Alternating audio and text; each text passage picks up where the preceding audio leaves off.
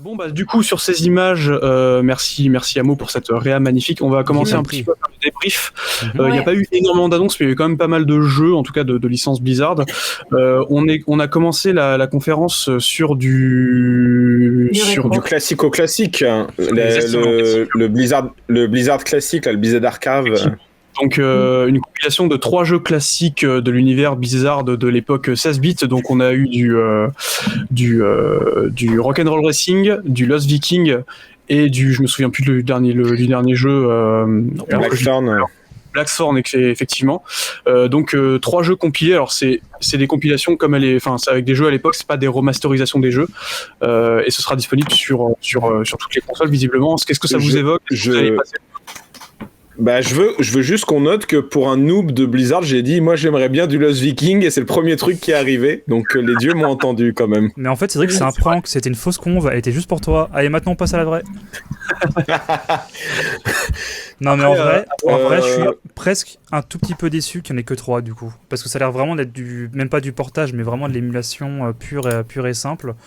Et j'aurais bien peut-être un effort un peu supplémentaire, mais j'ai vraiment l'impression d'avoir un peu comme la collection Megaman sur PS4, tu vois, un truc qui va pas plus loin qu'un truc classique. Oui, mais en même temps, c'est des jeux que t'as pas souvent revus. Tu vois, genre Blackthorn ou Lost Viking, j'ai pas l'impression que tu les vois tout le temps. C'est pas non plus des jeux qui sont remasterisés en boucle par son éditeur et qui surfent dessus.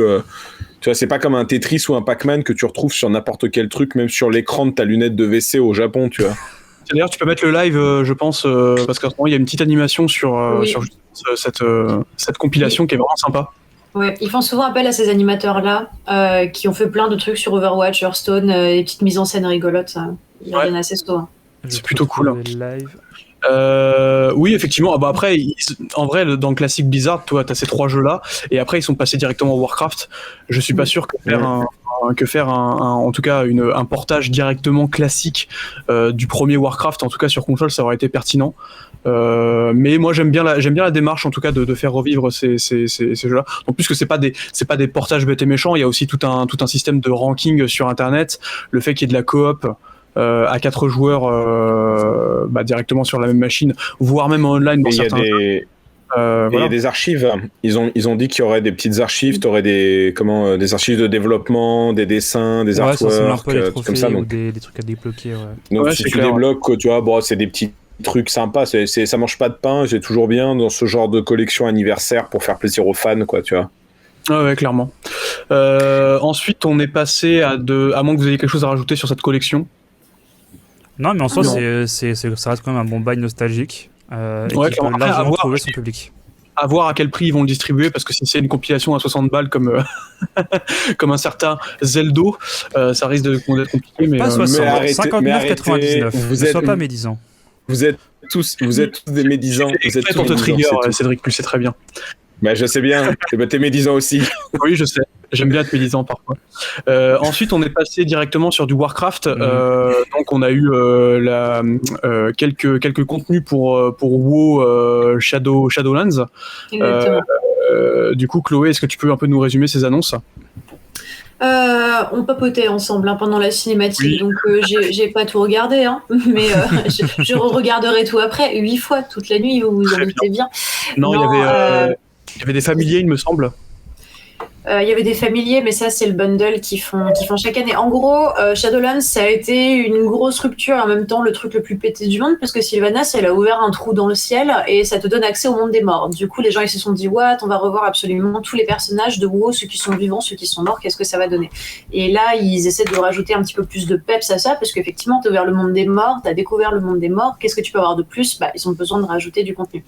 Et on a surtout eu pour WoW classique, moi c'est plutôt ça que je garde en tête en fait, qu'ils sortent Burning Crusade sur WoW classique. Donc ils continuent vraiment l'expérience de classique. On retourne dans les années WoW de mi-2000 quoi. Et pour l'extension de Shadowlands, moi je connais pas Boyan, mais de ce que j'ai compris, surtout l'espèce de prêtre là, il a tué un ange et il a amené son âme directement à celle qui gère le bordel de cette extension, quoi. Donc je sais pas ce que ça va amener à ce niveau-là en termes de lore. Si dans le chat vous avez des idées ou vous comprenez un peu sur quoi ça va, je suis curieux, parce que j'ai beau pas y jouer, j'étais trouvé ça intéressant, quoi. J'ai cru voir Deuil Givre qui était l'épée du roi Lich.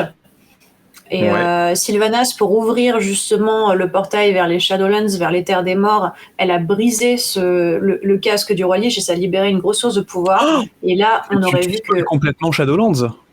Non, c'est la cinématique d'ouverture de Shadowlands. Hein. C'était il y a 2 ans maintenant. C'est vrai. Mais en gros, il avait l'air d'être corrompu. En fait, ce personnage avait l'air d'être mu par une force qui n'est pas celle qu'il habite habituellement, et c'est ça qui pique un petit peu la curiosité aussi. Très bien. Donc du contenu pour Shadowlands. On a eu également ensuite, pour continuer sur du WoW, on a eu la confirmation de l'arrivée de l'extension Burning Crusade dans dans WoW classique. Moi, en vrai, je pense que d'ici un moment, je vais peut-être me refaire WoW classique parce que pour avoir joué un petit peu, en tout cas à sa sortie, je suis un peu nostalgique de cette époque, même si je suis pas du tout MMO. Je trouve que déjà le WoW classique en lui-même, je trouve que c'était une bonne initiative de la part de Blizzard, mais j'ai souvent entendu que Burning Crusade était une des meilleures extensions de l'univers de WoW. Donc pourquoi pas. Je sais pas ce que ça vous évoque vous, mais moi peut-être que je me mettrai à WoW avec ça. Moi, ça me plairait bien de m'y remettre. Moi, je reste aussi. sur le. Vas-y. Non, ça me plairait bien de m'y remettre aussi. Avec Alexis, on avait fait un petit peu de WoW classique vite fait ensemble en stream, mais on n'avait jamais continué en off. Ouais. Donc, ça pourrait être l'occasion de s'y remettre, très clairement. Ouais. Cédric ? Non, moi je dis juste que maintenant je veux plus entendre que Nintendo prenne les gens pour des pigeons. Il y a quand même le jeu qui a 15 ans à 60 boules et vous avez payé 10 € par mois l'abonnement, donc toutes les rageux quoi. Après non, ça a l'air vachement bien pour ceux qui ont connu et qui ont envie de revenir sur ce truc-là. En vrai, je comprends l'idée. Maintenant que vous me l'avez expliqué, je comprends mieux l'idée que juste faire bêtement. On va redonner la même soupe qu'il y a 15 ans aux gens. C'est vraiment l'expérience communautaire qui est centrée autour de ce truc-là quoi. Donc c'est ça clairement qui est intéressant, je pense. En revanche, ah ouais, c'est très beau. Mais je vous regarde depuis tout à l'heure, c'est vraiment très beau. En revanche, ce que j'espère pas, c'est que bon là ils ont fait WoW classique, là ils font donc Burning Crusade classique, qui vont pas refaire toutes les extensions parce qu'en fait là ça serait un peu con, je pense, parce que tu veux dire que dans 15 ans, de nouveau ils font un WoW classique, tu vois, et en fait tous les 15 ans ils te font une vague de rétro-nostalgie.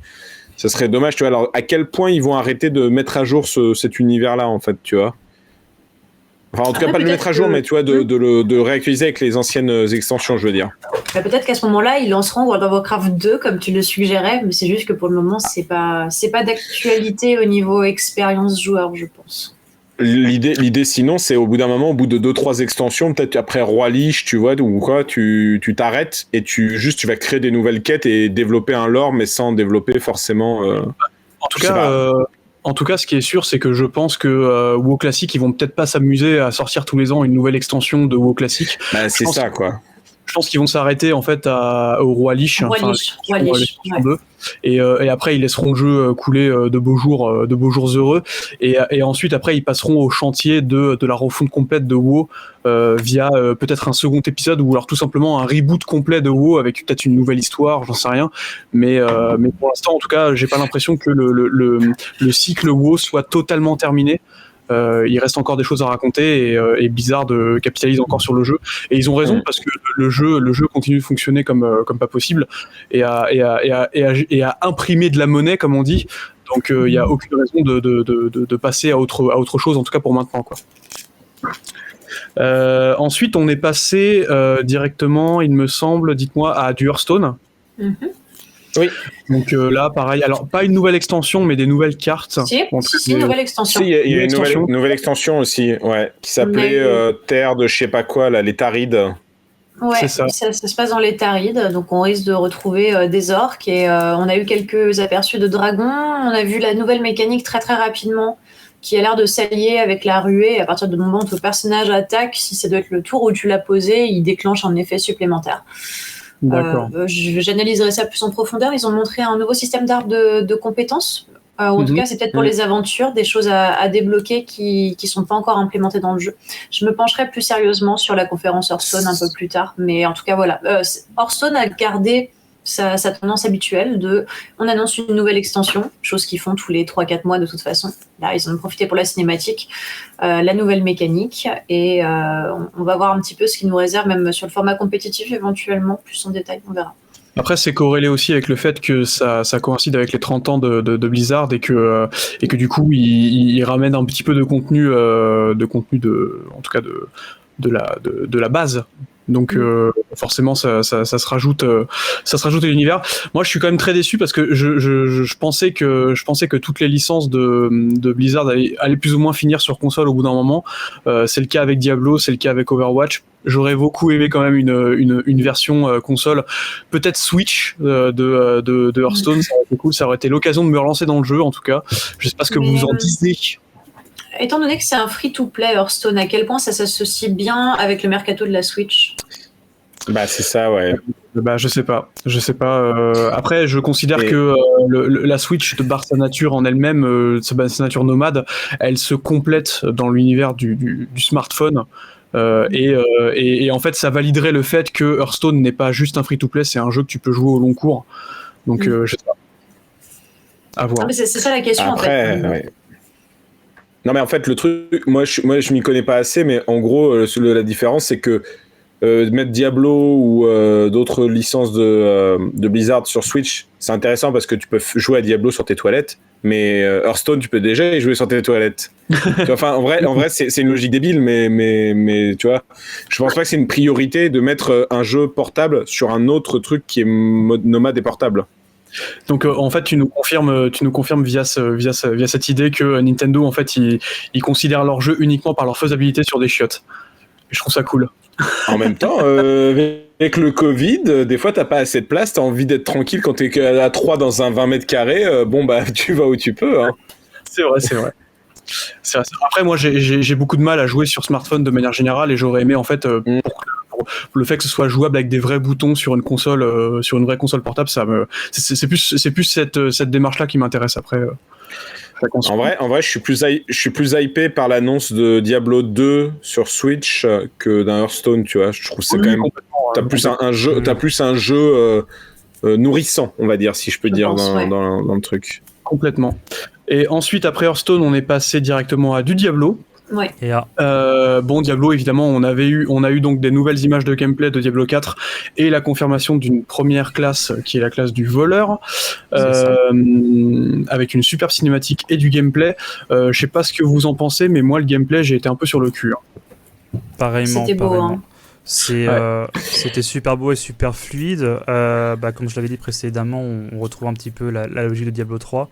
Dans le gameplay, j'ai pas eu l'impression qu'il y ait beaucoup de changements, si ce n'est cette classe qui a l'air d'être une classe ultra versatile où tu peux vraiment jouer de loin ou au corps à corps. Enfin, j'ai vraiment l'impression que ça a l'air super cool de ce côté-là.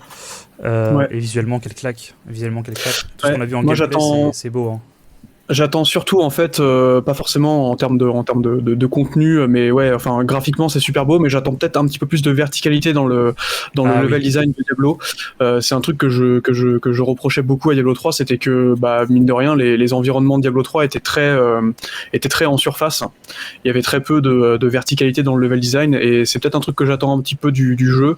Après dans les animations, dans le moveset du perso et dans les attaques, en tout cas le rendu des attaques, ça a l'air assez maboule. Donc j'attends énormément du jeu. On n'a pas eu de confirmation de date de sortie.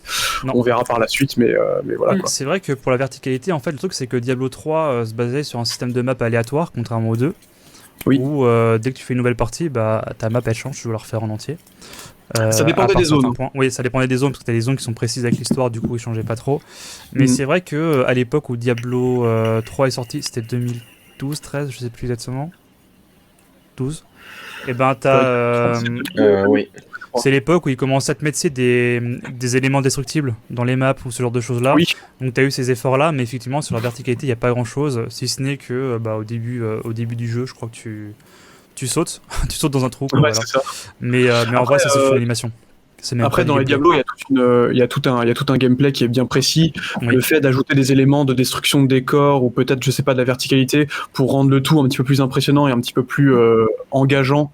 Je sais pas dans quelle mesure ça pourrait prendre le pas sur le gameplay et la méta du jeu en lui-même, mais toujours est-il que c'est des éléments que j'attends un petit peu plus dans un Diablo et j'espère que ce sera mieux mis en avant dans un Diablo 4. On n'a pas eu non plus de confirmation de sortie sur console ou de quoi que ce soit. Non, il n'y a pas eu de date, rien du tout. Pour Diablo 2, il y avait une date, il y avait 2021 et il y avait console, PC, etc. Mais pas pour Diablo 4. Parce que j'aimerais beaucoup que Diablo 4 justement sorte simultanément sur PC et sur console, parce que les versions console de Diablo 3 étaient très réussies et j'aimerais beaucoup qu'ils continuent sur cette lancée. Très bon portage de Diablo 3 sur console, effectivement. Ouais. Le 4 sur PS5, Ouais, clairement, ça serait magnifique. Ça serait fou. Surtout avec les temps de chargement et tout, ça sera trop bien. C'est ça. Et du coup, après, on a eu, juste avant Diablo 2 HD, ou en tout cas Diablo 2 remasterisé, on a eu un petit segment sur Diablo Immortals, mais on a eu très très peu d'images du jeu, donc à mon avis, je pense que, comme je disais dans la conf, ils ont pas préféré se pencher là-dessus, parce qu'ils ont eu peut-être peur de la réaction des joueurs, qui sont peut-être encore trop virulentes. Et donc on est passé, à mon avis, sera jouable via diverses manières pendant la BlizzCon, mais pour l'instant c'est pas encore le cas. Et ensuite on est passé, je pense, à la vraie annonce. C'est surtout la confirmation du remaster de Diablo 2 sur console et PC. Oui. Ça c'est bon, c'était pas une surprise, hein, c'était vraiment très attendu par tous les fans de Blizzard, et notamment ceux de Diablo 2, qui, je rappelle, est le titre de Diablo qui est très très largement le préféré des fans de la licence. Ouais, clairement. Après, je sais pas s'ils vont intégrer l'extension, du coup. Lord of Destruction, je crois, si je dis pas de bêtises. À mon avis, un nouvel acte, mais ils vont peut-être le rajouter aussi. Hein. Ouais, il y a vraiment qu'ils sont rajoutés directement. Et de ce qu'on a vu, la mise à jour, elle est très très très belle quand même. Ouais, parce que ils sont pas contentés de faire un lissage comme pour StarCraft. Ils ont vraiment changé complètement le visuel du jeu. C'est pour ça que c'est une vraie remasterisation. En tout cas, plutôt un vrai remake pour le coup, plutôt qu'une remasterisation. Et donc le jeu a l'air de s'inspirer, en tout cas, du visuel un petit peu plus fin de Diablo 3. Je sais pas si c'est le même moteur, on verra bien. Mais le fait, par exemple, que et le fait que le jeu soit disponible simultanément sur console et sur PC nous fait extrêmement plaisir, parce que du coup, j'ai très hâte de jouer avec vous à Diablo en coop. Ça va être génial. Le Diablo 2 en coop, il peut être extraordinaire, mais surtout ce que tu vois, c'est tous les détails, quoi. Parce que le jeu il est sorti en 2000, donc forcément, là, 21 ans après, tu vois la différence qu'a apporté, clairement, la technologie, quoi. Ça aurait été vachement cool qu'ils incluent un système de switch entre la version classique et la version remake. Je sais pas si ce sera le cas, à mon avis non, mais dans StarCraft il me semble que c'était le cas. Alors après c'était juste un lissage, donc c'est pas non plus... Ouais, parce que là ça va plus loin, j'ai l'impression, ouais. Ouais, ça va un petit peu plus loin, ouais. Mais je sais pas ce que vous en pensez de ce remaster, en tout cas. Peut-être laisser parler un peu plus Cédric et Chloé, du coup, mais sinon je peux continuer, y a pas de problème. Moi, j'étais pas du tout dans Diablo, hein, de toute façon. C'est un jeu auquel j'ai jamais trop touché, mais moi j'aime bien quand ça a des jolies textures et que ça a une jolie patte, donc dans tous les cas, en fait. Non, mais c'est horrible dit comme ça, hein, mais quand je vois certains jeux qui sont mal lissés, j'ai beaucoup de mal à me projeter en me disant ça me donne beaucoup moins envie d'y jouer. Alors que là, c'est hyper clean, c'est super fluide du peu qu'on en a vu. Et vu la hype que vous avez démontré tous les deux pendant le live, je suis vraiment très très curieuse. Parce qu'on n'est pas, comme tu l'as dit, on n'est pas dans du lissage. Même Activision de son côté avait lissé par exemple Age of Empires, quand ils l'ont fait en HD, il n'y a pas eu non plus. C'était pas incroyable, tu vois. Ça apportait pas grand chose. Là, tu vois vraiment visuellement la claque. Enfin, je vois très bien, il y a un élément de gameplay, ils vont le montrer plus tard, parce que là j'ai remis le replay du coup.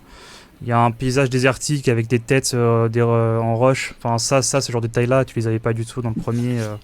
Alors, le truc, c'est que Diablo 2, où tu y joues aujourd'hui, ça a quand même pas mal vieilli, visuellement en tout cas. Visuellement, c'est sûr. Ça ressemble encore à ce que tu fais de l'idée du computer RPG à l'ancienne. C'est ça. 90, tu vois.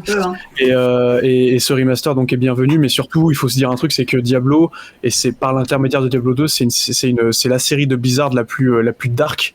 Et Diablo 2, dans ce qu'il raconte et dans les univers que tu parcours dans le jeu, c'est ultra glauque. Et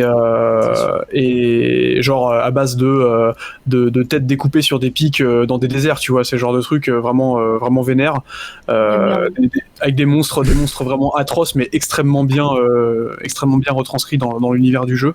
Donc j'ai hâte de voir ce qu'ils vont en faire avec ce remake, en tout cas, ouais, clairement. Cédric, tu voulais ajouter quelque chose peut-être ?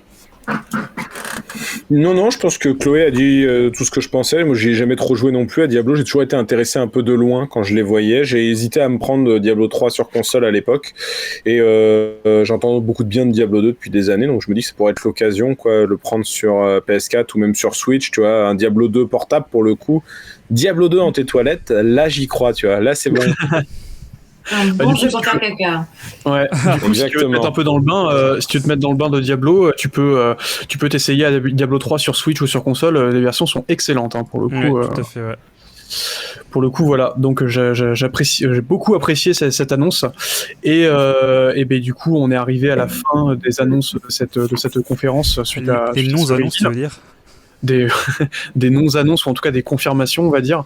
C'est vrai que pour le coup, c'était une BlizzCon, ou en tout cas une conférence BlizzCon très classique. On n'a même pas eu d'Overwatch, aux grandes dames de Chloé.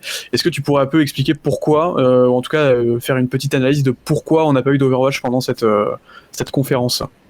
Probablement parce qu'ils n'ont rien à montrer. En fait, ils ont peut-être fait une bêtise en montrant le trailer d'Overwatch 2 à la BlizzCon 2019, ou du moins en l'annonçant. Tout ça parce que Overwatch 1 était tout doucement en train de mourir. Il n'y avait plus grand-chose et ils avaient plus ou moins fait sous-entendre qu'ils travaillaient sur un autre projet. Ça avait leaké un peu avant la BlizzCon. Ils ont balancé le truc, mais sans balancer de date, rien du tout. Et ce qui a frustré énormément la communauté aussi, c'est que depuis l'annonce de la BlizzCon 2019, donc fin octobre, début novembre 2019, il n'y a eu aucune annonce, aucune update. Donc forcément, les gens, ils sont curieux et ils voudraient en savoir plus. Mais là, clairement, s'ils nous ont rien montré, s'ils n'ont pas balancé de nouvelles cinématiques, c'est juste qu'ils sont encore en train de travailler sur le jeu et qu'ils n'ont rien de concret à mettre sous la dent à leurs fans. Ils n'ont pas encore de date à proposer, ils ont rien à nous montrer. Donc, il va falloir prendre notre mal en patience. Et quand on fait un petit peu l'analyse de ce qui s'est passé là sur fin 2020, où des jeux qui avaient été teasés depuis un moment sont sortis en pleine panique parce qu'il fallait respecter un calendrier, balancer des conditions de travail absolument dégueulasses aux employés pour réussir à boucler les deadlines. Moi, je préfère en fait largement que Blizzard nous dise rien, qu'ils fassent leur truc de leur côté et qu'ils nous balancent une date le jour où ils seront prêts, plutôt que de faire monter la hype et les attentes des gens en disant vous aurez le jeu tel jour, telle heure, et en fait, il est pas prêt. C'est exactement comme Nintendo en fait, hein. Pour le coup. Mais parce que Aujourd'hui, sur Twitter, j'ai vu un thread de quelqu'un qui disait, et c'est très juste, qu'à un moment, on n'est plus à la même époque, on n'est plus comme il y a 20 ans où tu pouvais faire des annonces, changer un peu des trucs et tout. Maintenant, tu es obligé de faire des annonces très en amont pour faire plaisir aussi aux actionnaires, pour montrer qu'il y a une réaction du public, qu'il y a une attente des gens et tout ça. Mais tu peux pas trop en montrer parce que vous parliez par exemple à un moment de trucs, c'est des alphas ou quoi. Et si vous montrez des trucs que ça ne plaît pas, qu'est-ce qu'on fait? Moi je prends l'exemple que je connais bien, encore une fois, je prends Zelda avec Breath of the Wild 2. Tu montes Breath of the Wild 2, c'est pas fini, c'est pas terminé, c'est en work in progress. Les gens, ils vont péter des plombs sur des trucs qui finalement ne seront pas dans le jeu final, donc vont être déçus et vont saquer. Enfin, l'attente des gens est tellement compliquée, surtout sur des licences qui fédèrent les gens comme Warcraft, Overwatch, Zelda, enfin ce genre de licence-là, que je pense que c'est vraiment marcher sur des œufs dès que tu veux annoncer un nouveau jeu d'une licence qui marche bien, quoi. Et donc du coup, est-ce qu'ils ont fait une erreur en l'annonçant tantôt? Je pense pas, parce que je pense que s'ils l'ont annoncé, c'est qu'ils devaient le faire vis-à-vis de plein de choses. Peut-être même au niveau d'Activision pour faire plaisir aux actionnaires ou quoi. Maintenant, oui, c'est vrai que ça fait du mal aux fans, mais je pense que c'est une question de prendre tout en patience. Après, oui, non. Hein. Ouais, juste pour compléter rapidement, ils ont surtout dit que tous les effectifs Overwatch allaient bosser sur Overwatch 2 et il n'y avait pratiquement pas eu de mise à jour depuis. Avant, tu avais des nouveaux héros, des nouvelles cartes qui sortaient, ça gardait un petit peu les gens là. Et depuis, il n'y a plus rien, quoi. Ouais. C'est ça aussi qui est frustrant. Tu mets les joueurs dans l'attente, en fait. Ce qui fait mal aussi c'est vrai que ce qui fait mal aussi pour Overwatch 2, je pense, c'est que pour le coup, on a vu Diablo 4 juste avant. Le trailer, il était aussi à la BlizzCon 2019. Et quand tu vois l'écart de développement et d'annonce entre les deux, je peux comprendre que la communauté Overwatch soit quand même un peu déçue. Après, c'est pas le même jeu, c'est pas la même technique. Pas que c'est le même jeu, c'est pas si ça annonce en même temps et que tu es dans l'expectative, avec effectivement, comme l'a rappelé Chloé, tout cet enchaînement d'annonces. En effet, si tu dis que le studio qui développe le premier volet est entièrement dédié au deuxième jeu, effectivement, ça peut paraître compliqué que 2 ans après, t'en saches pas plus, quoi. Ou quasiment pas plus. Mais Ça, bien sûr, je te dis pas ça. Je dis juste que Diablo et Overwatch, c'est pas le même jeu, même dans sa structure et dans la manière dont tu dois travailler dessus. Quoi. Là, on parle quand même d'un Battle Royale, enfin d'un truc online. Enfin, c'est quand même. Je pense qu'il y a plein de choses à prendre en compte et à doser. Et c'est pas la même chose que Diablo. Ou Diablo, tu dois travailler beaucoup plus, on le voit, la technique. Enfin, le gameplay, il est fin et soigné, mais il est pas complexe, mais disons, tu vois, Overwatch, faut prendre en compte que tu as une map avec plein de gens, ils vont prendre tous des styles de gameplay différents, faut équilibrer le truc, c'est compliqué ce genre de choses. Overwatch, après, je pense, Diablo, je pense qu'il n'y a pas les mêmes attentes et les mêmes ambitions derrière. Après, il faut aussi rappeler que Overwatch 2 s'oriente beaucoup vers le solo, parce que du coup, les intentions des équipes d'Overwatch, c'était aussi de faire un jeu solo en plus du multijoueur. Donc, à mon avis, je pense qu'ils sont encore en train un peu de tâtonner sur leur expérience solo. Le multijoueur, je pense qu'ils maîtrisent déjà et ils peuvent capitaliser sur le succès d'Overwatch premier du nom dans la partie multi. Peut-être pas avec de nouveaux modes de jeu, de nouvelles façons d'aborder le gameplay du jeu, mais c'est vrai que la partie solo, pour le coup, c'est peut-être une chose dont ils n'ont pas forcément l'habitude et ils vont peut-être devoir encore passer du temps à essayer de peaufiner et de la forme. Peut-être. Donc c'est peut-être chose. Et surtout, il y a aussi un autre truc. Je vois que ta cam elle bug, Cédric, mais bon, c'est pas grave. Tu nous par la pensée. Je vois aussi un autre truc, c'est que après Blizzard, un peu à la manière de Nintendo, ces genres de studios, ils ont totalement la possibilité de ne pas annoncer des choses. Pour faire monter la hype, parce que justement ils peuvent se permettre de faire des développements au très long cours pour peaufiner le moindre petit détail de leur jeu et éviter des massacres comme on peut avoir chez d'autres éditeurs, parce qu'il y a des intérêts financiers qui font que les développeurs sont obligés de balancer des démos en avance du jeu, quitte à décevoir les joueurs. Blizzard, Nintendo, en tout cas ce genre de gros studios, à la manière de Rockstar ou d'autres studios encore plus prestigieux, ils peuvent se permettre de faire ce genre de développement et donc c'est pour ça qu'on se retrouve avec plus ou moins des déceptions lors des annonces de la BlizzCon, parce que du coup les jeux sont encore en développement et ils seront annoncés dès qu'ils seront prêts, quoi, tout simplement. Ouais. Après, moi, je reste sur le fait que quand tu vois que dans un Smash Bros, quand un personnage arrive, ça demande des fois de rééquilibrer tout le jeu. Je pense que quand tu fais des jeux comme Overwatch, dès que tu implantes un nouveau personnage, parce qu'ils vont amener des nouveaux persos, tu vois, ça demande peut-être un rééquilibrage de tout le gameplay. Parce que peut-être que les personnages sont trop puissants d'un coup ou trop faibles. Enfin, ça doit être du tâtonnement. Et puis, ils retravaillent tout, en fait. Ils font une refonte graphique entière du jeu. Donc, ils doivent faire fonctionner de nouveaux moteurs. Donc, c'est pas juste on en fait une deuxième version en reprenant tout ce qui avait été fait avant. Ils sont en train de tout modifier. Et du coup, la DA, elle bouge. C'est peut-être pour ça qu'ils font pas de World of Warcraft 2, tout simplement. Oui, aussi. Ouais. Mais ouais, tu vois, genre, en gros, cette BlizzCon, il n'y a rien eu de très spécial et de très surprenant. C'était que des choses auxquelles on s'attendait, nouvelle extension pour WoW, voilà, Diablo 4, on se doutait peut-être qu'il allait y avoir un autre truc sur Diablo, Hearthstone, pas de surprise. Pas de nouvelles IP, pas de nouvelles des jeux qui fonctionnent le moins chez eux, donc StarCraft, parce qu'à part la scène compétitive, on n'en entend plus parler. On a eu zéro StarCraft non plus. On a eu zéro StarCraft, on n'a même pas eu le nouveau perso Heroes of the Storm qui sort d'habitude chaque année. Il n'était pas là. Donc, c'est pas que c'est pauvre, mais on a l'impression qu'on voit qu'ils bossent sur des trucs plus sur le long cours et qu'ils ont montré quelque chose là maintenant pour garder un lien avec la communauté, mais ils proposent rien en l'état. En 2021, on n'aura pas du nouveau Blizzard, quoi. Ouais, clairement. Ouais. On aura Diablo 2. Voilà, on aura Diablo 2, mais c'est pas du nouveau. Je suis très content, personnellement. Écoutez, je pense qu'on a fait à peu près le tour de cette BlizzCon. Alors évidemment, la BlizzCon c'est pas juste une conférence. Il y a plein de contenus qui vont être distribués, notamment pendant la nuit et peut-être même pendant la semaine qui va venir, parce que c'est un festival. La BlizzCon, ce n'est pas juste une conférence. Donc peut-être que va y avoir du shadow drop quelque part, même si ça m'étonnerait beaucoup. On sait jamais. Mais Chloé avait l'air de dire qu'il y aura peut-être du contenu, en tout cas pour les fans de Blizzard. Nous, on le couvrira pas forcément, mais en tout cas, on était très très content d'être avec vous pour cette BlizzCon. Moi, en tout cas, personnellement, j'étais très content d'être avec vous pour parler de cette BlizzCon. Faut dire que dans l'équipe, il y a une personne, voire les 2-3 personnes qui connaissent à peu près Blizzard. Le reste est à peu près candide, et je suis très très content d'avoir fait ça quand même avec vous, donc c'est cool. Et on va essayer de multiplier un peu ce genre de format, que ce soit en live ou pas en live, parce que ça nous plaît et qu'on trouve que c'est cool de le faire avec vous. Voilà, c'était mon mot de la fin. Est-ce que vous avez tous un mot de la fin, en commençant par Cédric? Bah moi c'est toujours pas spécialement mon univers, mais je suis quand même hypé par le Diablo 2, même Diablo 4, pourquoi pas. Et j'ai envie de dire que effectivement t'as bien résumé en disant que on a eu Nintendo cette semaine et Blizzard, et c'est vraiment des blocs qui ont une philosophie quand même très similaire vis-à-vis du rapport aux joueurs et de la manière dont ils gèrent leur licence, où il y a un rapport amour-haine, frustration-plaisir qui est là, mais la boîte sait faire plaisir aussi aux joueurs et rappeler qu'ils sont là, quoi. Et donc ça fait plaisir parce que c'est quand même une boîte, même quand on joue pas à leur jeu, ils sont tellement présents depuis 30 ans dans le paysage vidéoludique qu'on les connaît en fait. Ils sont indéniablement... Blizzard, c'est une boîte où tu penses jeux vidéo, tu penses à Blizzard entre autres, tu vois. Donc c'était vraiment intéressant de faire ça avec vous et d'entendre tous vos avis experts vis-à-vis de ça. Du coup, Chloé, tu es notre experte Blizzard de l'équipe. Qu'est-ce que tu as pensé? Et du coup, est-ce que tu as un mot de la fin? C'était le meilleur mot de la fin que tu puisses faire. J'ai déjà beaucoup parlé, du coup je vous laisse méditer sur les piou-piou de mon Pachimari.